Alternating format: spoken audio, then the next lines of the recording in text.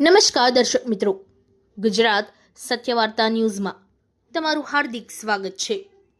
હું છું મંસૂરી શેરબાનુ। સાવલી તાલુકામાં લોકલ ક્રાઇમ બ્રાન્ચની મોટી કાર્યવાહી। ઓપરેશન પરાક્રમ હેઠળ શંકાસ્પદ આઈશર ગાડી ઝડપી। 16,120 કિલો પ્લાસ્ટિક દાણા જપ્ત। આઈશર ગાડી સાથે 19.50 લાખથી વધુનો મુદ્દામાલ કબજે। GJ23 AT8005 નંબરની આઈશર ગાડી પકડાઈ। આણંદ જિલ્લાના લાલપુરા તરફથી સાવલી તરફ આવી રહી હતી આઈશર ગાડી। ડ્રાઈવર કપિલ કુમાર કુલસિંહ રાઠોડની કરાઈ ધરપકડ।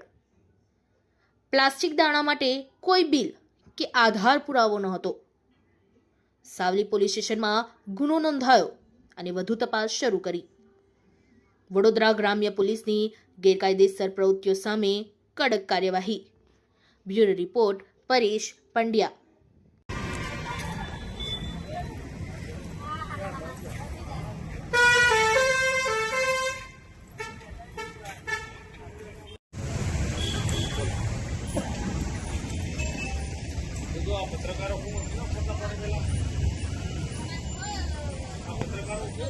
नहीं हो भाई जो फोटा फोटा पाड़ी ना ना बोलो नहीं कोतरा भरेला है।